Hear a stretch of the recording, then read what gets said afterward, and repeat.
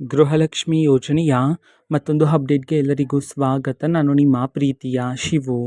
ಇವತ್ತಿನ ಒಂದು ವಿಡಿಯೋದಲ್ಲಿ ಗೃಹಲಕ್ಷ್ಮಿ ಯೋಜನೆಯ 29ನೇ ಕಂತಿನ ಹಣಕ್ಕೆ ಸಂಬಂಧಪಟ್ಟಂತೆ ಇದೀಗ ಒಂದು ಇಂಪಾರ್ಟೆಂಟ್ ಇನ್ಫಾರ್ಮೇಷನ್ ಆದರೆ ಬಂದಿದೆ.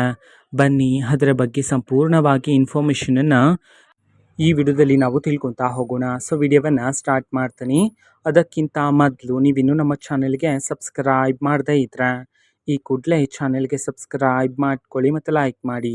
ಈಗ ನಾವು ಇನ್ಫಾರ್ಮೇಷನನ್ನು ತಿಳ್ಕೊತಾ ಹೋಗೋಣ.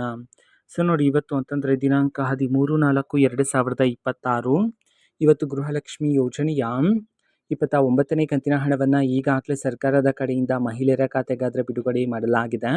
ಎಷ್ಟು ಸಾವಿರ ಜನ ಮಹಿಳೆಯರಾದರೆ ಇವತ್ತು ಗೃಹಲಕ್ಷ್ಮಿ ಯೋಜನೆಯ 29ನೇ ಕಂತಿನ ಹಣವನ್ನು ಇವತ್ತು ರಿಸೀವ್ ಮಾಡಿಕೊಳ್ಳಲಾಗಿದೆ. ಈ ಒಂದು ಮಾಹಿತಿಯನ್ನು ತಿಳ್ಕೊಳ್ಳೋದಾದ್ರೆ ಇದೀಗ ಬಂದಿರತಕ್ಕಂತಹ ಇನ್ಫಾರ್ಮೇಷನ್ ಪ್ರಕಾರ ಇವತ್ತು ಕರ್ನಾಟಕದಲ್ಲಿರ್ತಕ್ಕಂತಹ 22ರಿಂದ 24 ಸಾವಿರ ಮಹಿಳೆಯರಾದ್ರೆ ಇವತ್ತು ಗೃಹಲಕ್ಷ್ಮಿ ಯೋಜನೆಯ 29ನೇ ಕಂತಿನ ಹಣವನ್ನು ಇವತ್ತು ರಿಸೀವ್ ಮಾಡಿಕೊಳ್ಳಲಾಗಿದೆ ಅಂತ ಹೇಳಿ ಈಗ ಮಾಹಿತಿಯನ್ನು ತಿಳಿಸಿರ್ತಕ್ಕಂಥದ್ದು.